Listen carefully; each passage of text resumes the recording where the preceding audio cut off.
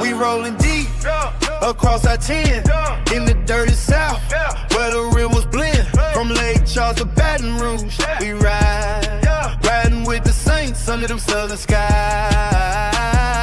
We hustle hard, ain't no time to stop. Drive to the top, it's our time to shine. From Nola's heart, we redefine the grind. Southwest Louisiana, stand up proud. With every beat, we bring the heat, hear the crowd. From Houston streets to Lafayette, Long McNeese. Right, let the raging cages flow. DJ Dirty South, turn it up loud. Marking our vibes, yeah, we make our proud. Get on the bus, we coming alive. Drive to the top, it's our time to shine. From Nola's heart, we redefine the grind. Southwest Louisiana, stand up proud.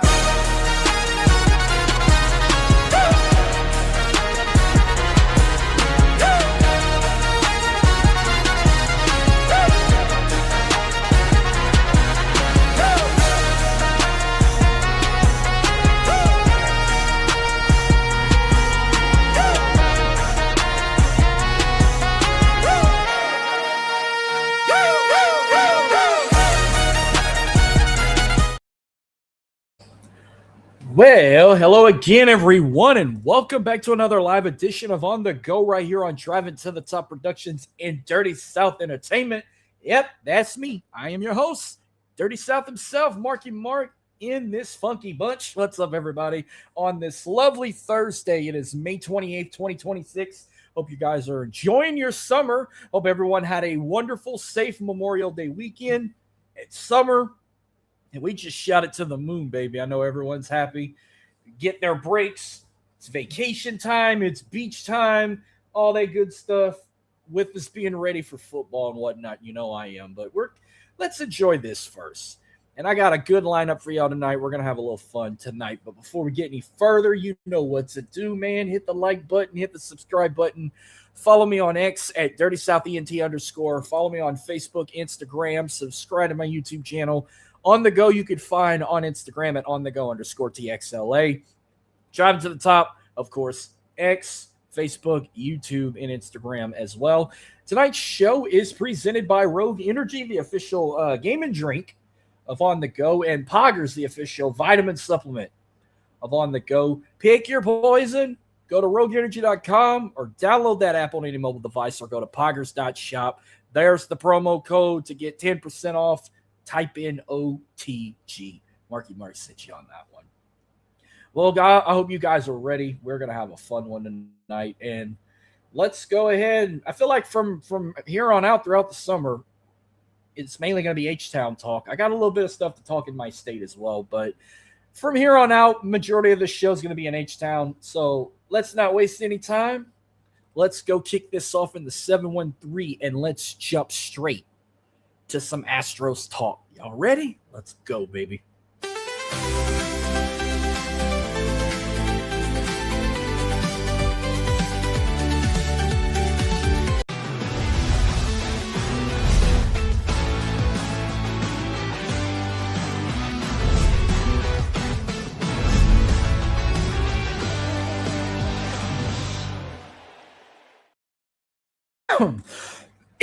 All right, we're going to kick things off with some Astros talk where I'm going to talk Houston Astros baseball. And, yep, we're improving with what we got right now despite all the injuries. And we're just telling the injury. Matter of fact, let me get it ready. Despite all the injuries we got right now, we're not going to let them stop us. This is for the injury bug. Off is a direction you can fuck. And I say that out loud because the Astros are doing just fine right now. Hell, this past Memorial Day weekend, they went to Chicago to take on the Cubs and handled their business. We got a sweep finally. You know how long it's been since we had a sweep? Whoo, 1-2 boogie, shorty. Give me 1-2 boogie and shorty George. Shorty George. They went and handled their business with the Cubs. They won game 1, 4-2. Shut them out 3-0 in game 2 and won game 3, 8-5. Only their second sweep of the season, plus what they did with the Boston Red Sox in the first meeting this season.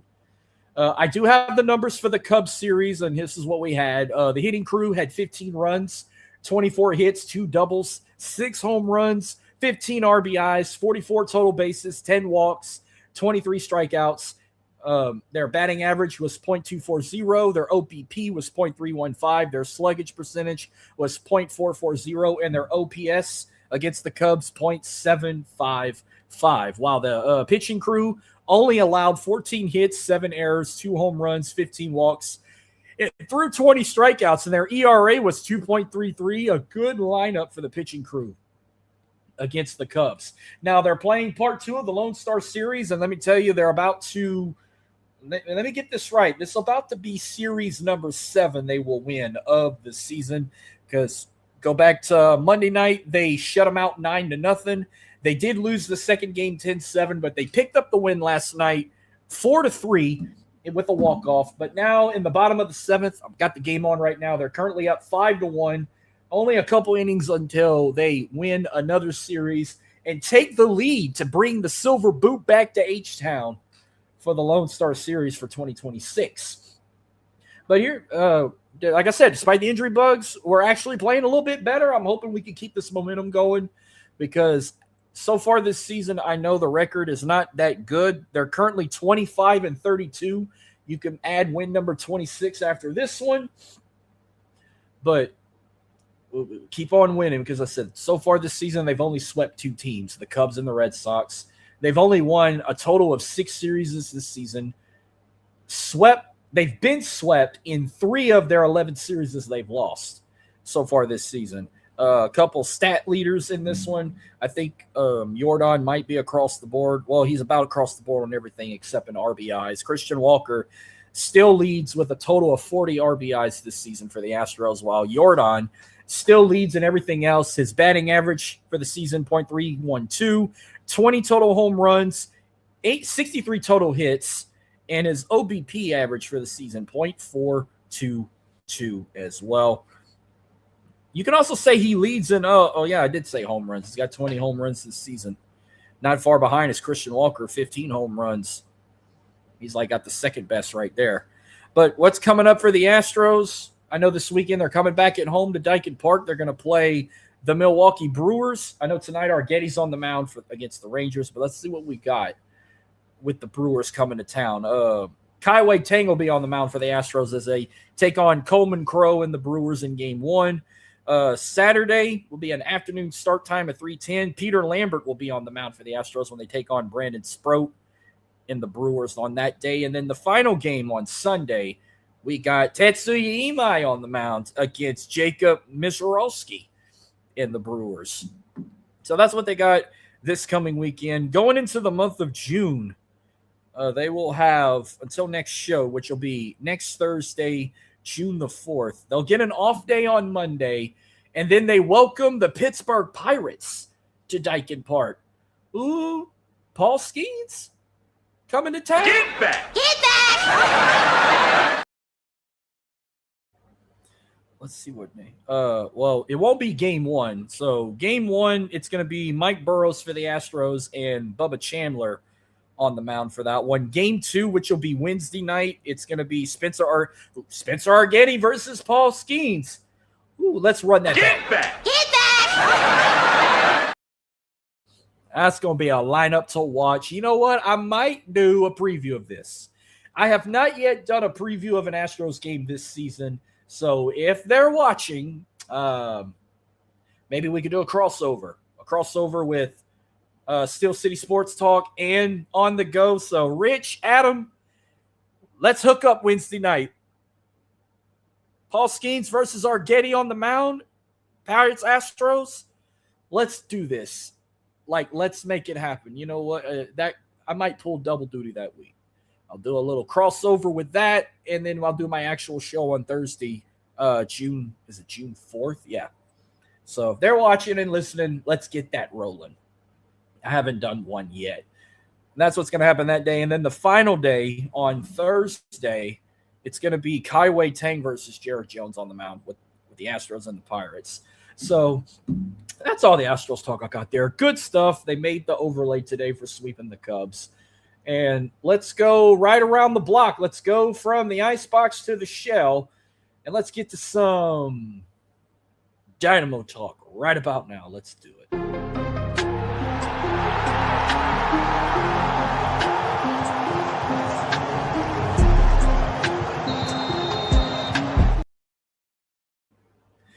This is Dynamo Talk, where I'm talking Houston Dynamo, and this will not the last time for the season, but the last time for quite a while, because after this past weekend, we're not going to have no more MLS action until about mid-July, with FIFA starting up in about a week or two, something like, I think in 2 weeks. FIFA's going to kick off, and we're going to have the countries going to war for that FIFA World Cup, including USA and I don't know who else is all in that tournament. There's a bunch. And it's going to be hosted in North America. You're going to see most of the games in the U.S. There'll be some games in Mexico and some games in Canada. But let's talk about what the Dynamo did in their last game for a while before they're back in action in July. Well, May's been a challenging month, but I will say this for the Dynamo. I'm talking about regular season play, not Open Cup, U.S. Open Cup or nothing. They've only lost one time this month. They've had a total of 6 matchups, including a quarterfinal game in the U.S. Open, 5 MLS battles, and they've won 1, 2, 3. They've won 3, lost 1, and drew in 1. So not a bad month for the Houston Dynamo in just MLS play. But in their last game, they went to war with the LA Galaxy. They did not lose, but they didn't win. It ended in a draw. The final score, it was tied 1-1. Draws are really not that bad. You can still get some points in there, but you always want to win. But hey, they did not lose, and they still are going in the West. But they tied 1-1 with the Galaxy, so now that puts their record 7 wins, 1 draw, and 6 losses. It just MLS play. Recapping their matchup with the Galaxy, they had 44.7% possession with 5 shots on goal, 10 shot attempts, 9 fouls, 3 yellow cards, 2 corner kicks, and 5 saves. The only goal scored in that matchup was in 41 minutes of play. Gilliam hit a right-footed shot from the outside of the box to the bottom right corner, assisted by Jack McGlynn to prevent a loss. But hey, at least they didn't lose. I'll take it, but it's going to be a while. I mean, I've been enjoying watching them, and it's kind of sad I'm not going to be able to watch them at all for the month of June and the first half of July. But they're going to be back. They're going to be back in mid-July after FIFA's done. But that's the time to watch soccer, folks. Anytime them countries go at it, that's when it's intriguing to watch. I know everyone loves watching the Premier League. That's like the NFL of soccer. I mean, that's even better than MLS, to be honest with you. I mean, I watch the Premier League. Well, I mean, I only follow one club. I mean, in every league I watch. Like, I watch Dynamo with MLS, Manchester United for Premier League, Celtic for Scottish Premiership, FC Bayern for Bundesliga, FC Barcelona for La Liga, PSG for League One. I think that's it. I think that's I follow like 5 or 6 clubs. That's about it. I follow more international clubs. I think that's about all of them I said. Yeah, Manchester United, Celtic, Bayern, Barcelona, PSG, and Dynamos. Yeah, 6. That's the only 6 clubs I follow. I don't jump bandwagons, especially when they're win first place or win divisions in these other leagues like certain people do. I stay loyal to the ones I follow. I don't go jump from Dortmund to Bayern when they want to win. I don't go jump from this team to PSG or shit like that. I don't even jump to a team I can't even catch and just want to cheer for them all of a sudden because they're the best and only team in that league. I don't even keep up with the other leagues. Like, I know they got that league in Italy. I don't even watch that shit. I don't watch the league in Saudi Arabia. I don't watch the league in South America. I don't watch the league in Australia. I don't even watch that USL Championship League in America. I know there's that other league, but I don't go jump from one team who dominated to another. I just stick with mine. But it will. I might not cut down on the Apple bill because it's going to be back rolling in July. But goddamn, I'm ready for FIFA. But I'm ready to watch the Dynamo again. They'll be back. They will be back on July 22nd. Their first match back after FIFA play. Their only 2 matchups in July are at home. DC United on a Wednesday night, and then July 25th against Austin, the other half of the Texas Derby. I'm planning on being there for that. I'm working something out. I'm planning on going back to Houston this summer. I need a reason to go. If I don't go to an Astros game this summer, I'm going to go to a Dynamo matchup, and I kind of want to go to a Dynamo matchup more and do some other fun stuff. So that's about all the Dynamo talk I have. They tied with the Galaxy. Their MLS is on pause during FIFA. But this is going to be your spot. I'm gonna cover all FIFA. I'm mainly going to be recapping USA matchups and upcoming games. I might do some score recaps of other plays in group stage. I know there's a lot of stuff in group stage. It's going to be a lot. But this is going to be the place to get your score recaps, predictions, and recaps of Team USA's battles in FIFA right here on The Go every Thursday night. Unless I do like a special, which I don't. I'm debating if I'm going to do anything about that.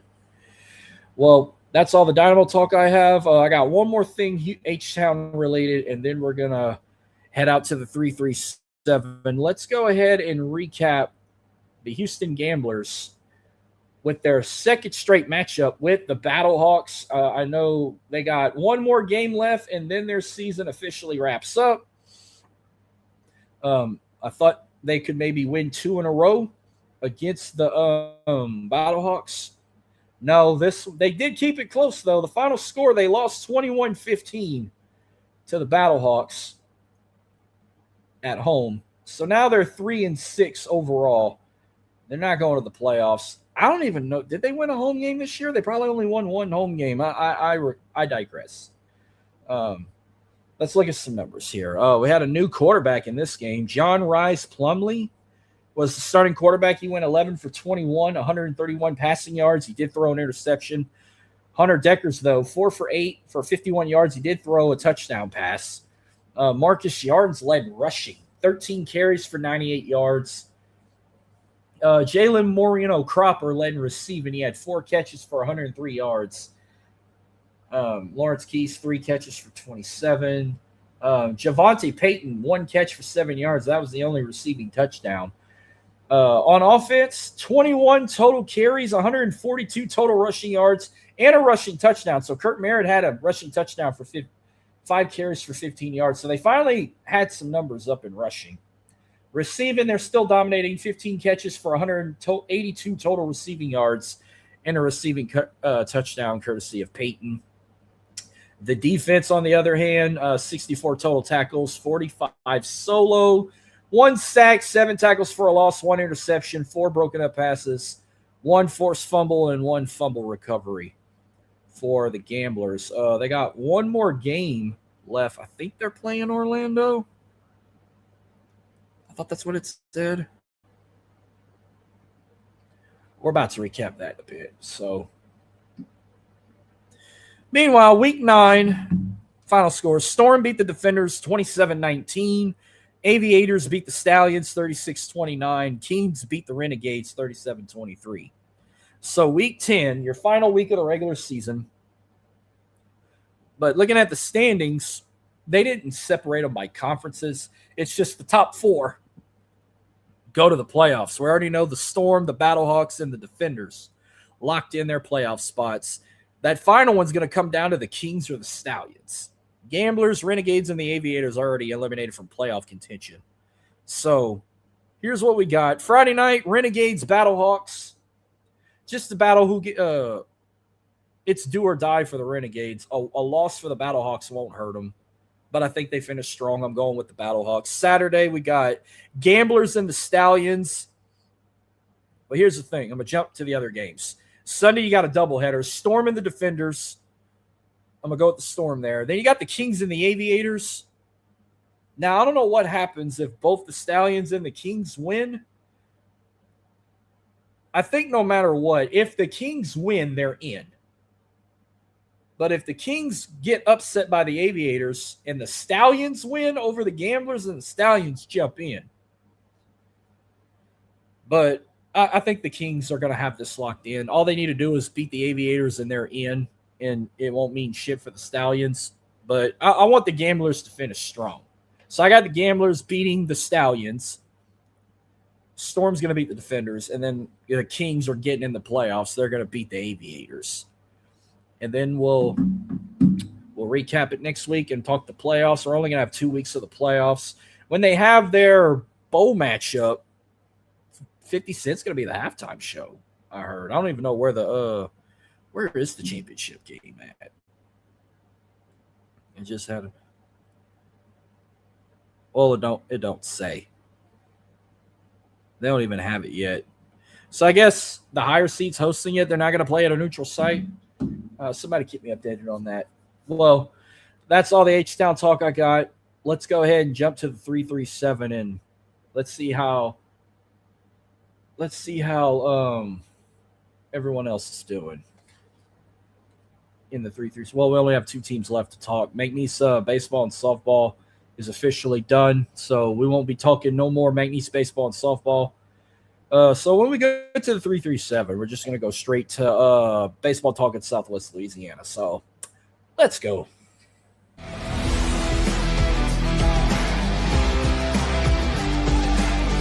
I love to have a good time. I love to. All right, now we're in the 337, and we're going to just jump straight to baseball in Southwest Louisiana because we're only going to talk Raging Cajuns mainly. So despite the Cajuns not winning the Southland Conference tournament, they did have an outstanding play in the tournament. They went pretty damn far. I want to get the actual bracket back up because I want to see how far they got, or I don't screw this up. Hold on.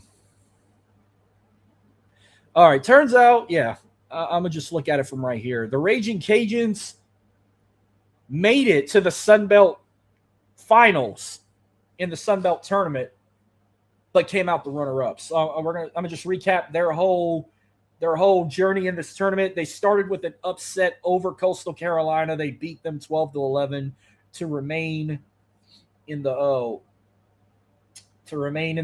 bracket, but they did fall in the second round. They fell to Texas State 4-3. That put them in the losers bracket with a rematch with Coastal Carolina, and they beat them again.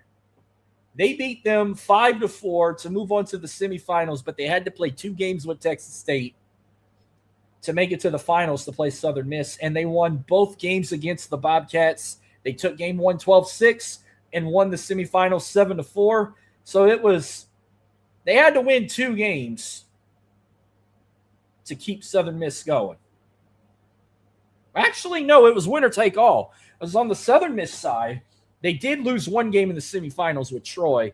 So the championship game was do or die, win or go home. Southern Miss got the win 11-7. But for the good news was for the Raging Cajuns, they became an at-large team to make it to the NCAA tournament. And if I'm correct, I want to say the Cajuns are the only baseball team in the state of Louisiana that made it to the NCAA tournament. I could be wrong. I'm going to look into that in a bit. But congrats to the Cajuns on a hell of a run in the Sun Belt tournament. Just coming up short, being tournament champs to get an automatic bid, but you still made the tournament. I think if I'm correct, they're going to be in the Starkville Regional. I'm going to look more into that. But let me jump to LSU Eunice, who I'm going to take my hat off to them. That's about as far as I'm going to take it off. Hell of a run in the World Series in Colorado. They did get eliminated, sadly. In their first game, they fell to Miami-Dade College, 11-3. They fell in the loser bracket, but got a victory over Wabash Valley College. Where the hell is that school at? I'm looking that up. They beat Wabash 14-7. Wabash Valley College. They are in Mount Carmel, Illinois.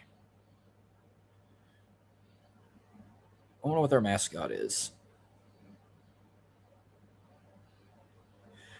Are you shitting me? Their mascot is the Little Giants? Holy, are you shitting me? Bruh.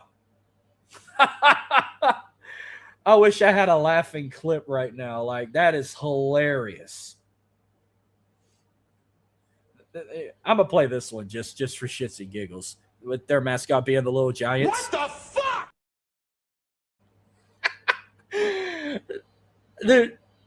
Dude.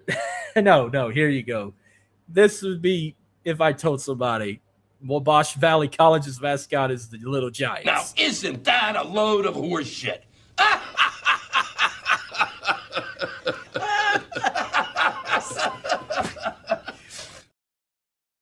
Oh man, that is holy crap. Now that makes me want to watch the Little Giants. But that was their only win in that one. They did play a very familiar school I'm familiar with, Blinn College, I think they're the Pirates.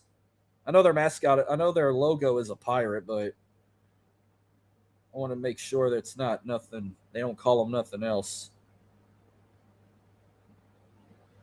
The Buccaneers. Yeah, see, they're the Bucks.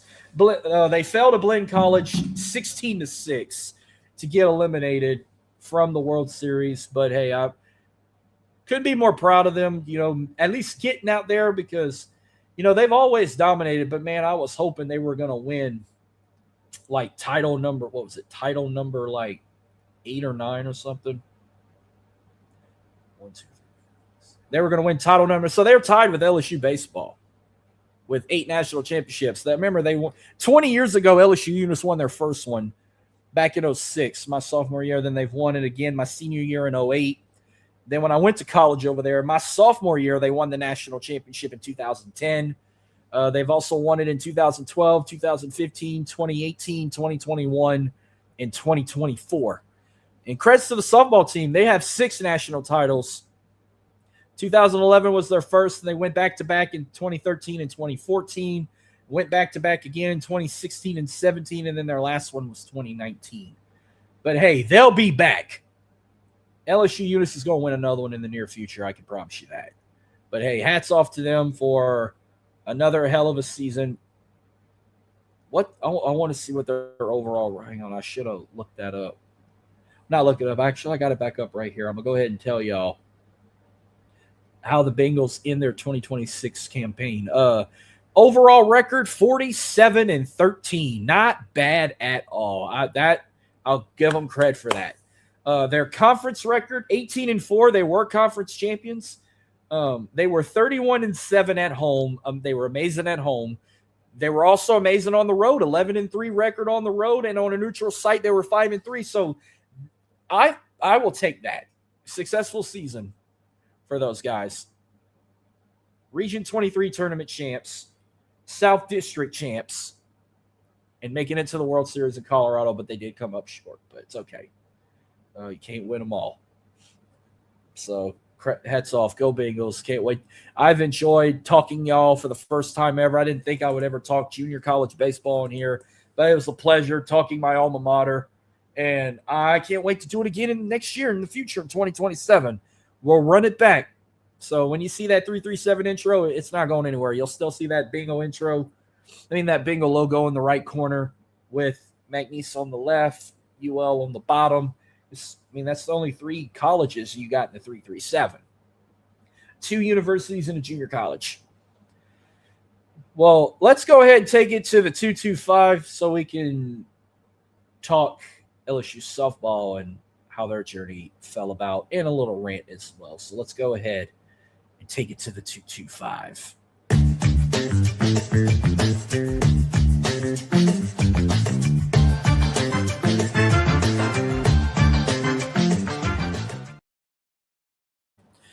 All right, we're now in Tigerland, and this is just softball talk as LSU baseball season officially wrapped up. Also wrapped up is LSU softball season. They made it to super regionals with Alabama, but I had a feeling that this was going to happen. They got shut out by the Crimson Tide. They fell in game 1 7-0 and dropped the second game 4-1. So now that puts LSU softball season wrapping up with an overall record of 40-19. SEC record, not good, 13-11. Amazing home record at Tiger Park. They were 31-5 at home, 8-9 on the road, and 1-5 at a neutral site. Now, I'm not going to really talk shit about this, but I think it's time for a change. It's been 9 years since LSU softball ever made it back to the Women's College World Series. And year after year, they've either came up short in super regionals or got upset in regionals or didn't even make the playoffs. And I think we're about had it up to here with Beth Tarina and her coaching skills. I think it's time we get a new softball coach. We ain't been in Oklahoma City in 9 years. People's been wanting Beth gone. Maybe it's time that she leaves. And that's all I got to say about that. Meanwhile, I don't have nothing in the 225, so everything else I got is playoff related and whatnot. Let's jump to the super regional recap. Let's see who all punched their ticket to OKC. We already know Alabama punched their ticket beating LSU. So far, UCLA punched their ticket, sweeping UCF 9-1 and 14-4.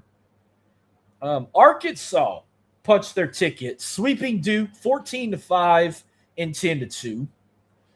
Nebraska punched their ticket, sweeping Oklahoma State 8-1 and 9-1. Finally, we got these next three super regionals win into 3 games. This one shocked everybody. Big bad Oklahoma ain't going 10 miles to the College World Series.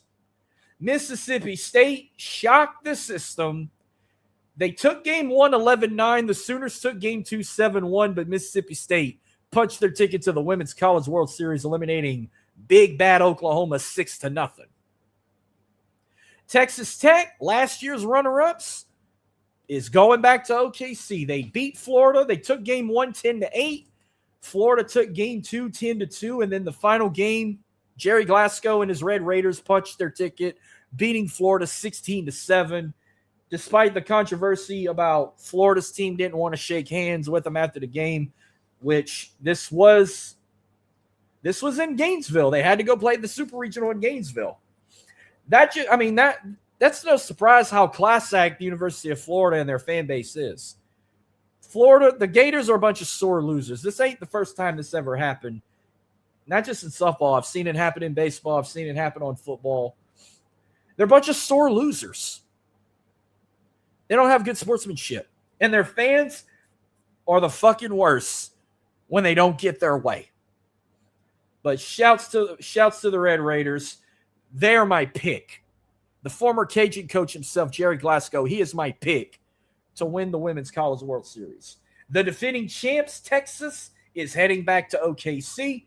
They did drop game 1 to Arizona State 4-1, but they ended up winning game 2 4-3 and shut out the Sun Devils 5-0 to head back to OKC. And then finally, Tennessee swept Georgia 3-1 and 2-1 to advance to OKC. So this is what we got in OKC. 5 SEC teams, 2 Big Ten teams, and 1 solo Big 12. No ACC, nobody else. For Alabama, this is their 16th appearance. They got the Arkansas, Mississippi State, first ever appearance in the Women's College World Series. So Arkansas, Mississippi State punched their ticket to OKC for the first time. This is Nebraska's 8th appearance. Tennessee's 10th, Texas's 9th, Texas Tech's 2nd, and with the most appearances out of the schools, UCLA, 34th appearance in the Women's College World Series in OKC. And good luck to all these. Good luck to all them. And I know they've had some games that already started. I know, like on one side of the bracket, Texas Tech already beat Mississippi State, putting them in the losers bracket. Tennessee beat Texas 6-3 and dropped them in the loser bracket. Where on the other side, Alabama moved on to the winter bracket, beating UCLA 6-3. Nebraska and Arkansas are currently playing right now. I don't have a score update. But this is going to go on for the next week. But I said, Texas, we ain't got to worry about having a rematch because they're on the same side of the bracket. But if I had to make a prediction of who can be in the national championship for college softball, it's either going to be Texas Tech and Alabama, or I'm going to say Texas Tech and UCLA. But I got the Red Raiders winning it all, and they're going to win their first ever national championship in college softball. That's my pick. I'm riding with the Raiders. I'm riding with Jerry Glasgow. All right. The NCAA baseball regionals is about to go underway. I know they just did. They just wrapped up conference tournament play, and they just announced all their seeds. We're going to look at the regional matchups. I'm just going to pick one winner from each regional, like how I did with softball. But let's just say this. The SEC just keeps on dominating, especially in college baseball. 12 SEC teams are in the playoffs. That's the most in any other conference so far. 9 in the ACC, 5 in the Big 12, 6 in the Big 12, 5 in the Sun Belt, 4 in the Big 10, 3 in Conference USA, 2 in the Big West, and 1 in the rest of the conferences. I'm not even going to name them. But let's make some regional predictions. Well, we'll start with the number 1 overall seed, a UCLA, who is going to host the Los Angeles Super Regional at the iconic Jackie Robinson Stadium. So in the LA Regional, we got UCLA, St. Mary's, Cal Poly, and Virginia Tech. UCLA advances. They win their own regional, and I think they win it over Cal Poly. I think it's going to be 2 California teams playing in that one. We got 3 California teams actually in this regional, and little old Virginia Tech,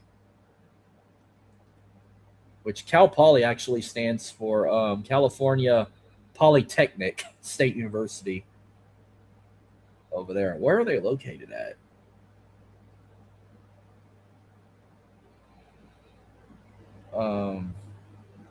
Let's see. San Luis Obispo, California. Jeez, that's a lot of fucking words. They're in Central Cali, so... Well, actually, it's in Southern California. They can't be that far from it.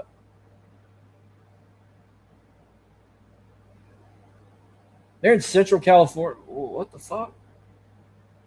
It says it's closer to Central Coast of California. North of the greater LA area. But they're roughly between San Francisco. I don't know. We're not talking geography, people. I just want to know where shit's at.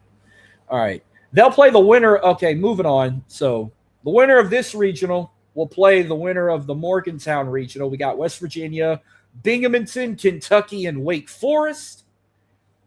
I'm going to go with West Virginia winning this regional over Wake Forest. But you better watch Wake Forest. We could be an upset alert. Demon Deacons could shock people. Then we got the Gainesville regional, super regional actually, but we got Florida, Rider, Troy, and Miami. Unfortunately, I think Florida wins this regional, but bro, that would be some shit. I got them winning it over Miami, but you better watch the Hurricanes. They could put them on upset alert.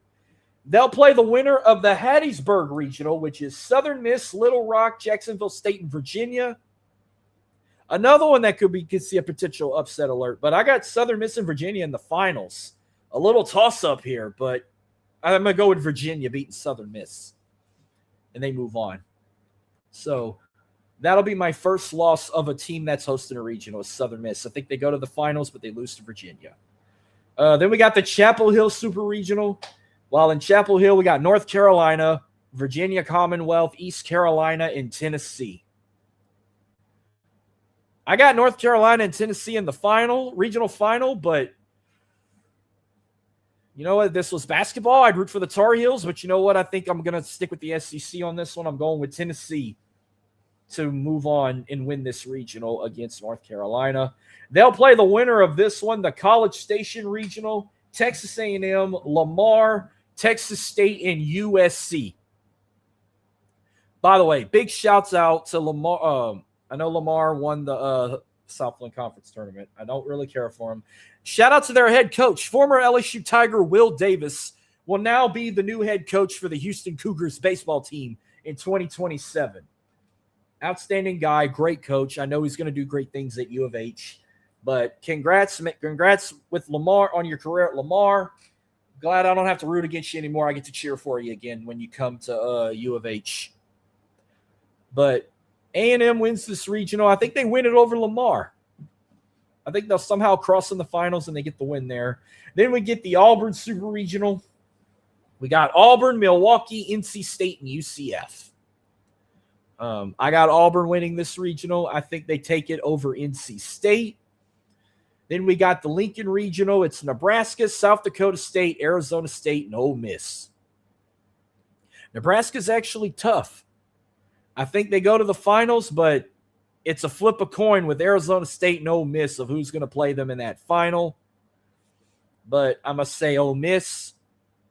But hopefully, fingers are crossed, Nebraska moves on and takes out the Rebels.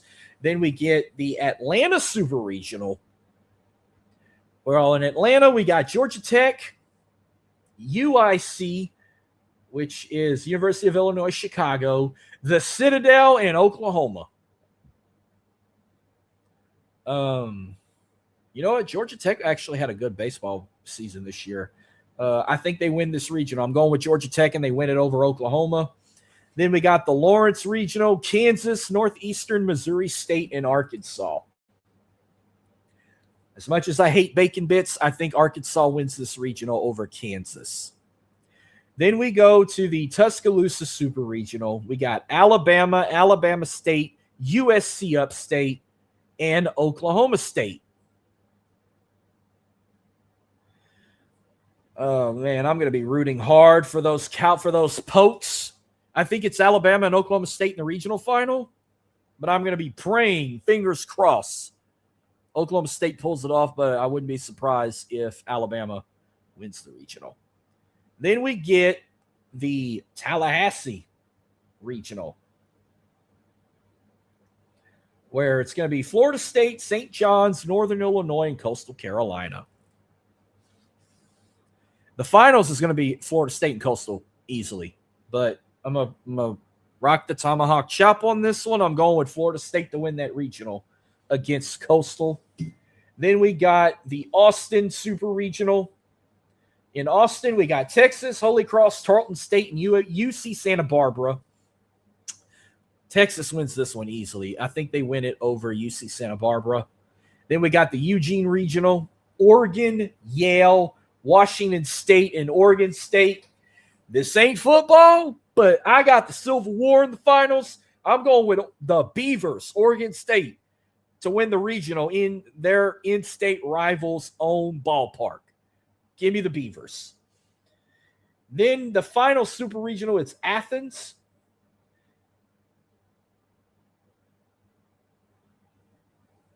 Athens is hosting this one, but let's take it to the top. Well, actually, I'm going to look at it from the bottom since it's that Super Regional. Meanwhile, in Athens, we got Georgia, Long Island, Liberty, and Boston College. I'm going to go with Georgia winning this regional. They can either win it against Long Island or they could probably win it against Liberty.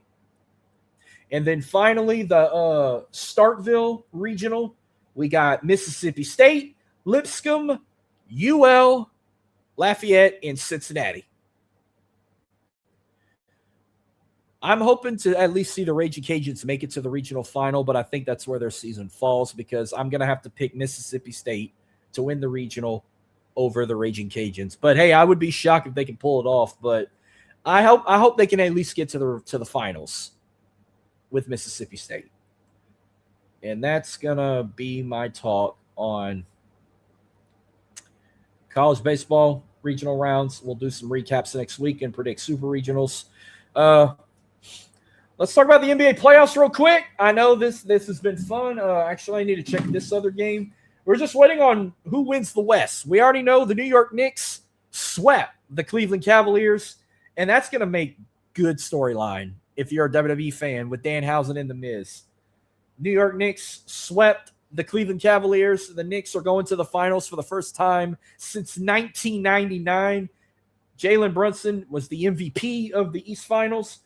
They're waiting to either take on the defending champs, the Thunder, or the Spurs. And right now, with 5:48 to go in the game, the Spurs are up 110-82. If they win this, they will force a Game 7 on Saturday, which I think we knew that was going to happen. They would lose $13 million if the Thunder would have ended this at 6. Plus, nobody wants the Thunder to go back-to-back. So, they do play Game 7 in OKC. It's going to be must-watch. But I'm still riding with Wemby and the Spurs to move on. Because if the Spurs move on, they'll be their first NBA Finals since 2014. Last time they were in the finals, they still had Tim Duncan. They still had Popovich as coach. They beat LeBron in 2014 to win that one. But if the Thunder wins this, they go back-to-back, trying to repeat to go back-to-back. Then we get SGA versus Jalen Brunson. But you know how this decade's been crazy with having new appearances with players and teams in the finals. You go back to the 2010s, it was always Kobe, LeBron, Steph Curry, Paul Pierce, Kevin Garnett, all them names in the finals. Mainly it was always those guys you were seeing, whether it was the Lakers, the Cavs, the Warriors, the Celtics, all in the finals. Within the last 5 years, we've seen other teams make appearances. Like 21, we saw the Bucks and the Suns. That was the last time KD was in a final, and Giannis won him a ring. 22 was actually the last time Steph Curry was in the finals and even won one. They beat Jimmy Butler and the Miami Heat. 23, I know that was the Denver Nuggets. Yoki and them beat the Celtics in the finals. 24 was the Boston Celtics. They won the finals against the Dallas Mavericks. So Jason Tatum got him a ring. And then last year, of course, it was the Thunder and the Pacers. SGA versus Tyrese Halliburton. That one went 7 games, and the Thunder won their first in franchise history as just OKC alone. Second, if you want to include their franchise as a Seattle team. But we're going to see what happens here. Either the Spurs force the Game 7, and if they do pull it off in 7 games, they go back to the finals for the first time since 2014, and we get Wemby versus Jalen. Or Thunder wins back-to-back Western Conference Finals, and we get SGA versus Jalen Brunson.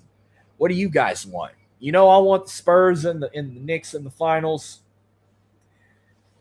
If we get Spurs-Knicks, I'm still riding with the Spurs, and I think the Spurs can win it in 6 games.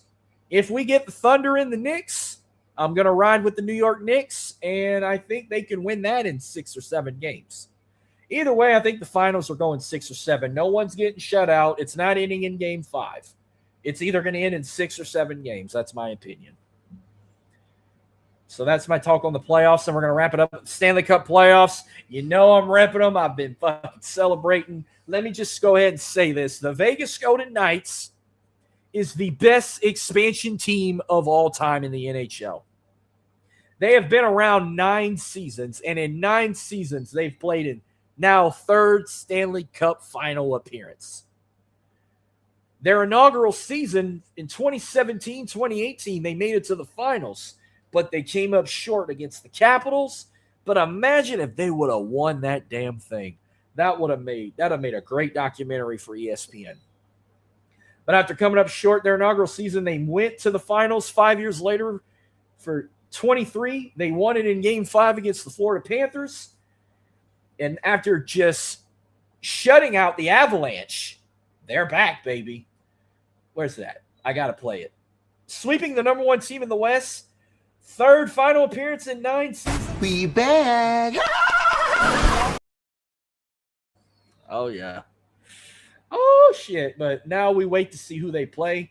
It's looking like they could play the Carolina Hurricanes, which they need one more win to advance to the Stanley Cup Finals. And they're going to play Game 5 tomorrow night in Raleigh. So let's say this. If the Hurricanes do win, they go to the Stanley Cup Finals for the first time in 20 years, 3rd overall. And if this matchup happens, both of these teams are very similar. They were both expansion teams. They both, if they win this will be their 3rd final appearance. They both went to their first appearance losing, but their second appearance they've won. Because Carolina Hurricanes do have a Stanley Cup. They won the Stanley Cup 20 years ago in 2006. Meanwhile, if by some miracle the Canadians force 7 games and move on, they will go to the Stanley Cup Finals for the first time since 1993. Or what? No, actually, that was the last. Yeah, that was the last time they won the Stanley Cup. They've had 24 Stanley Cups, but the last time they won the conference and made the Stanley Cup was 1993. They were actually the last team from Canada to win it. And over the years, there were other Canadian teams like the Oilers, the Canucks. I think the Flames made it back one year. I don't remember. I think they've all had a chance in the last 30-something years, and they failed. Maple Leafs failed. The Oilers failed. The Canucks failed. I thought the Senators went to the Stanley Cup Finals one year, and they fell too. I don't remember. But no, Montreal, which I still think is Canada's best hockey team ever, they have the most. But I don't think it's. They would have they would need a miracle to pull it off and go to 7 games, because they're going to be playing in Raleigh tomorrow night. The Canes fans are going to be hot, and they pull it off. So I'll get what I want there. Knights, Canes in the Stanley. If it's Knights and the Canes, Knights win it. Knights will probably win it in 6. If we get Knights and the Canadians, hopefully the Knights win it in 5. I'll say 5. But I think it's going to be Hurricanes and the Knights, and it'll be. I'm going to say that it'll go 6 games. But speaking of the hockey world, I'm going to end this real quick on a note. My heart will go out not only to the Montreal Canadiens. I'll also go out to the New Jersey Devil fan base, the Avalanche fan base. Who else? I know that he played for those teams. In the hockey world and all that, we've lost a great one. Sadly, come to my attention earlier today. Claude Lemieux, who was a 4-time Stanley Cup champion. I know he won his first one with the Canadiens. He's won 2 with the Devils, and he's won 1 with the Avalanche. Died today due by suicide at 60 years old. Man, I say this every time I hear about a suicide. Talk to somebody. If you're going through shit, let your voice be heard, because suicide ain't no joke, folks. Take it from a guy like me who's had suicidal thoughts in the past. It's fucking toxic. It's like real. Like, that ain't no bullshit. If you know someone who's going through some shit like that, talk to them. Listen to their stories. They need someone to talk to them and hear their voice. That's what we can prevent this from happening. And I don't know what he was going through. I don't know much about him. I don't know him like as much as I know like a Wayne Gretzky. But a 4-time, you thinking a guy who won a Stanley Cup 4 times would have the good life. Obviously that's false. I mean, you can be the best in the world and you're going to still have problems no matter what. But like I always say, if you're going through some shit that could lead you to suicidal thoughts, talk to somebody. Talk to me. My DMs are always open. I'm willing to help those who in need of help. I have gotten help before, and I'm willing to do the same for others. So I always say that anytime I find out a celebrity or someone is death by suicide, I'm going to repeat this every time. If you know someone who is in need of something or someone to talk to, hit me up. Hit Drive to the Top up. Our DMs are always open to prevent shit like this from happening. But I send my condolences to his family. I send my condolences to the teams he played for, the Canadians, the Devils, the Avalanche, the NHL community, the hockey world. They lost a great guy by suicide who took his own life. It's heartbreaking. But that's all I got to say for tonight. Thank y'all for tuning in. This was a fun show. I hope to see you guys all next Thursday night. I might pull double duty again. I'm going to work on doing a crossover with Steel City Sports to talk the Astros and the Pirates. But you can catch this actual show, same time, same place, next Thursday, June 4th, 9 p.m. on YouTube, Facebook, and X. And also a reminder, when you close out after you see the intro, coming soon in a couple of weeks, we will have our UFC Freedom 250 watch-along hosted by Dirty South Entertainment and Driving to the Top, Sunday, June 14th. It's going to be a fun time. Come hop in the comments. I'm going to have the link up in the DMs. Come talk sports with us. Come talk shit with us while we watch the fights. You can get our reactions and so forth. We hope to see you guys there that night, and I hope to see you guys again next week. So peace, love, I'm out. Y'all enjoy y'all summer. Enjoy that sweet break. And I'll catch you guys next week. Thank you and good night, folks.